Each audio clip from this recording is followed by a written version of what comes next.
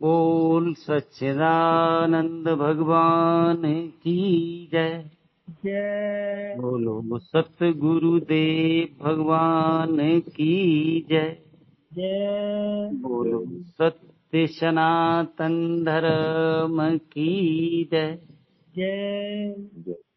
आज का प्रश्न है, हमें संसार के लोग दुख दे रहे हैं, संसार की परिस्थिति दुख दे रही है, ऐसा हम आप सभी को लगता है। पर संत और शास्त्र कहते हैं कि हमें कोई दुख नहीं दे रहा है, हमारे कर्म फल ही दुख रूप में सुख रूप में हमारे सामने आ रहे हैं। तो इन सुख दुख से कैसे बचा जा सकता है? तो संत और शास्त्र कहते हैं कि गुरु से समझ मिल जाए कि प्रारब्ध भोगना ही पड़ेगा। गुरुजन भी सत्संग में बताते हैं कि प्रारब्ध तो राम जी महाराज जी को भी भोगना पड़ा, कृष्ण जी को भी भोगना पड़ा। प्रारब्ध भोग से कौन बच सकता है?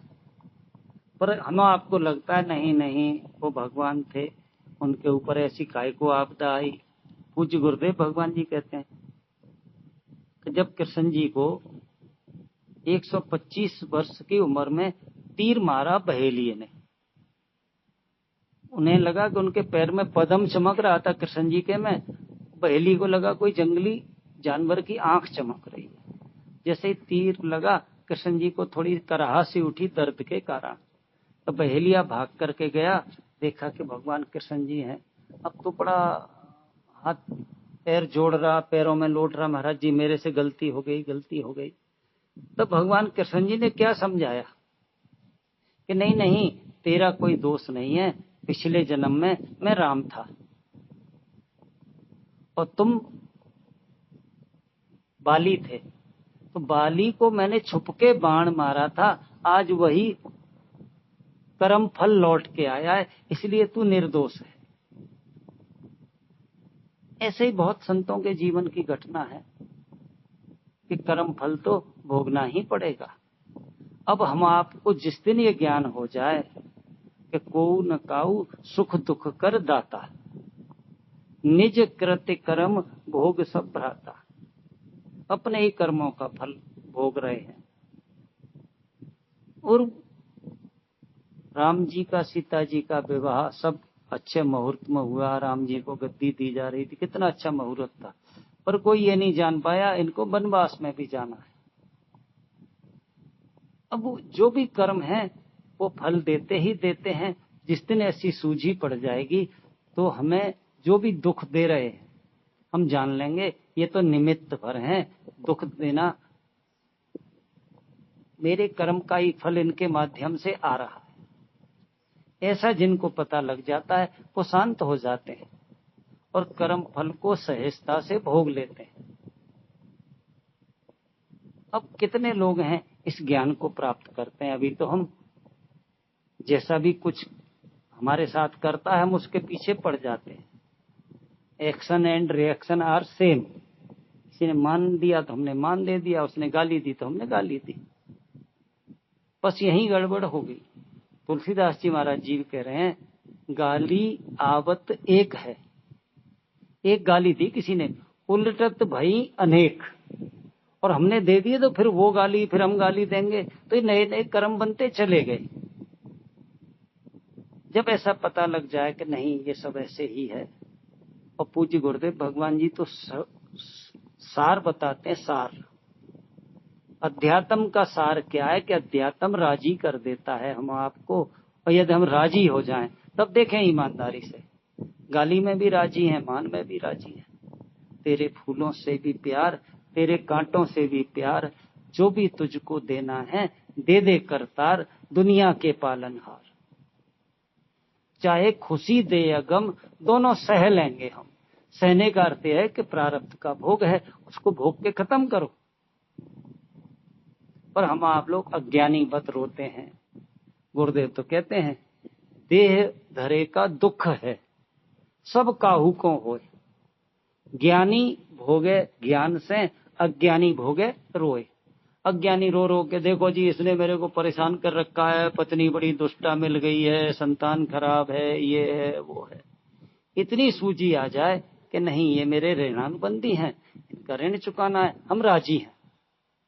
और जो राजी हो गए वही संत हैं, और राजी नहीं है वही संसारी हैं, चाहे भेष कोई भी हम बना लें। कि शिकवा शिकायतें खत्म हो गई तो हम भक्त हो गए। तो भक्त क्या कहता है भगवान से कि मेरी चाही मत करो, मैं मूर्ख नादान। ये प्रभु मेरी चाही मत करो, मैं मूर्ख नादान, तेरी चाही मैं प्रभु, है मेरा कल्याण। ये बात बहुत दिनों बाद समझ में आती है कि भगवान ने हमारे मन चाही कर दी होती ना, सब मेरे मन की कर दी होती तो हमारा जीवन नरक बन जाता। यद्यपि नहीं लगता है। यदि हम पुरुष जाति से हैं तो देखें, हमारे जीवन काल में जब भी हम जवान थे तब से न जाने कितनी बार विचार आया कि भगवान इससे मेरी शादी हो जाए, इससे शादी हो जाए। कम से कम 20 महिलाओं के प्रति, लड़कियों के प्रति ऐसा भाव आया होगा। और भगवान ने हमारे सब मन की कर दी होती तो आज क्या दशा होती। एक पत्नी ने ही जीवन नरक बना दिया है तो 20 होती तो क्या दशा होती। सोचो, भगवान ने हमारे मन की नहीं करी। कितनी बार हमारे मन में ऐसा क्रोध नहीं आया दुश्मन के प्रति या जिससे भी मेरा बैर भाव उदित हुआ, किसको तो मैं जान से मार दूं। अच्छा, भगवान ने आपके मन की कर दी होती और आपने उस व्यक्ति को मार दिया होता, कल्पना करें जीवन कैसा होता। जेल में हम लोग सड़ रहे होते। तो सच्चा भक्त क्या है, जो भगवान से कहता है कि तू अपनी राजी कर।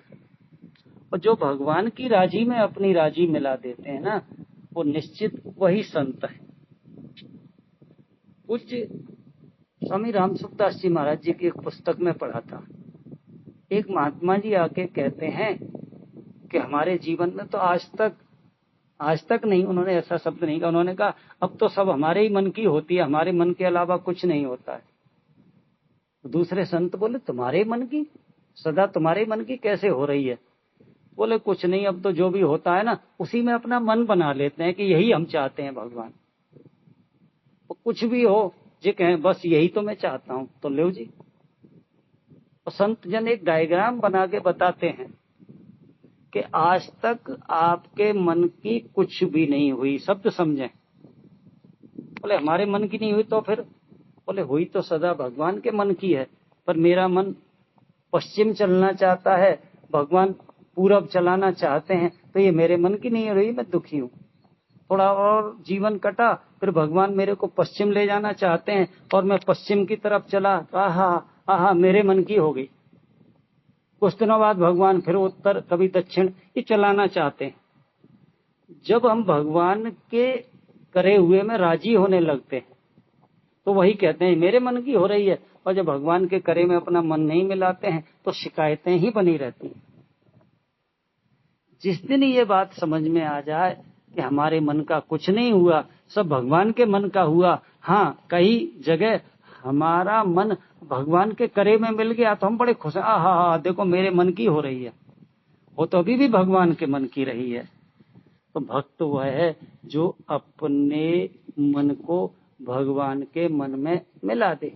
मद मना भव, भगवान कह रहे तू मेरे मन वाला हो जा, जो मैं करूंगा तो स्वीकार कर ले।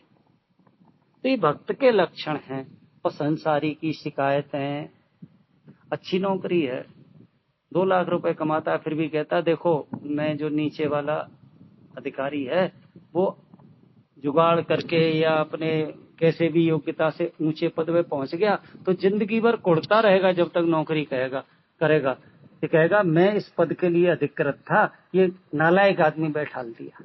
कुड़ते रहो बस। संसारी व्यक्ति की शिकायतें खत्म नहीं होती हैं और भक्त तो अहोभाव। भक्त क्या कहता है, कोई समझे चतुर सुजान राम नित कृपा करते हैं। नित माने हमेशा भगवान कृपा ही कर रहे। कभी कोमल हाथ प्रभु का और कभी ओझल हाथ प्रभु का।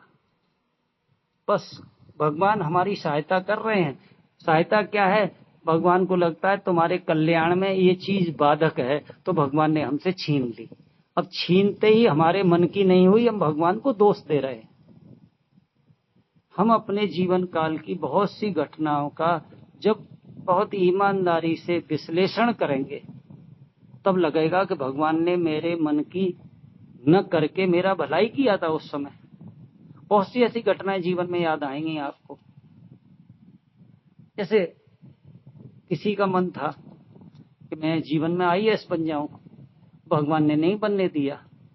बाद में पता लगा अरे आईएएस लोगों के तो बड़े टेंशन है, वो टेंशन में मतलब बहुत परेशान रहते हैं, और भगवान ने आपको किसी दूसरी नौकरी पे लगा करके और संतों की शरण में पहुंचा दिया, सत्संग में पहुंचा दिया। तो आप भगवान को हमेशा धन्यवाद बोलेंगे, हे प्रभु तेरी बड़ी कृपा थी।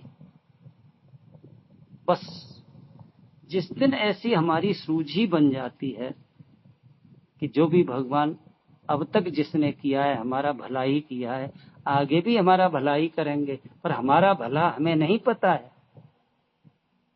भगवान कुछ आवश्यक चीजों को हमसे छुड़ा रहे हैं, तत्काल बहुत बुरी लग रही हैं, पर उसका दूरगामी परिणाम हमारे हित में रहेगा। भगवान कृष्ण जी और अर्जुन के एक घटना है कि अर्जुन को अपने जीवन में अहंकार हो गया था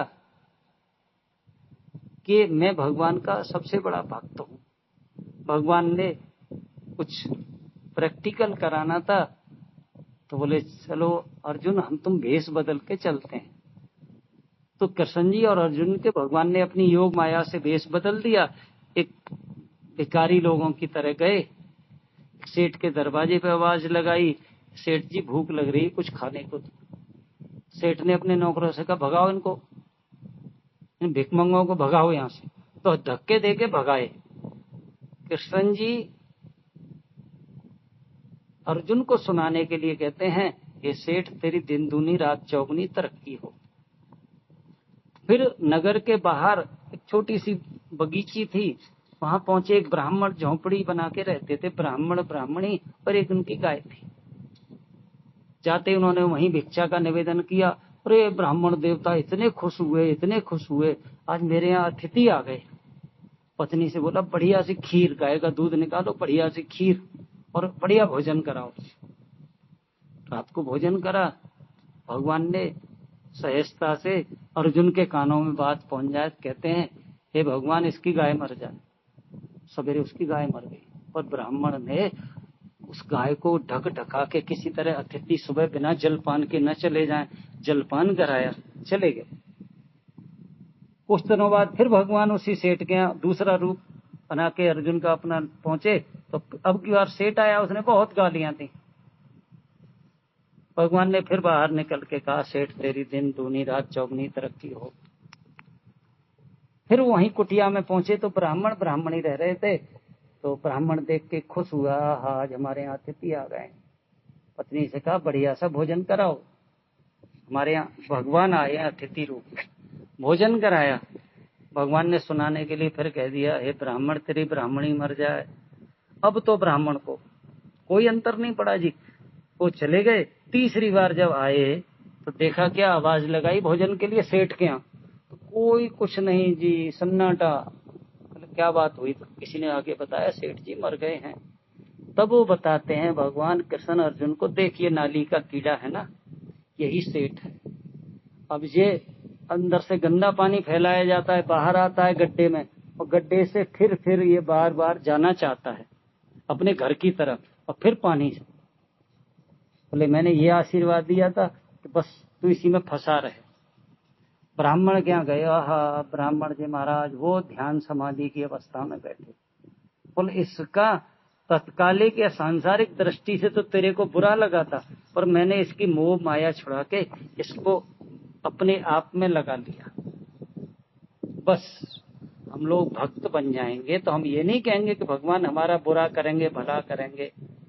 हम आप भगवान से एक निवेदन तो करें, जे विधि होय नाथ हित मोरा, करौ सुबेग दास में तोरा। यदि संकल्प हमारा सत है तो भगवान हमारे कल्याण के लिए 84 लाख योनियों से निकालने के लिए कुछ हमारे साथ अटपटा होता दिखेगा, पर भक्त उस अटपटा होते में भी प्रसन्न रहेगा, भगवान को धन्यवाद देगा। तेरा भाणा मीठा लागे, हे प्रभु मुझे तेरा करा मीठा लगता है, ऐसा जो जान जाता है वही भक्त है, वही संत है। जिसके जीवन में शिकायतें हैं वही संसारी है। वह पुनरपि जननम पुनरपि मरणम पुनरपि जननी जठरे शयनम, उसकी स्थिति यही होती है। इतना ही कह के वाणी को विराम। बोल सच्चिदानंद भगवान की जय। जय बोल सतगुरुदेव भगवान की जय। जय सत्य सनातन धर्म की जय। जय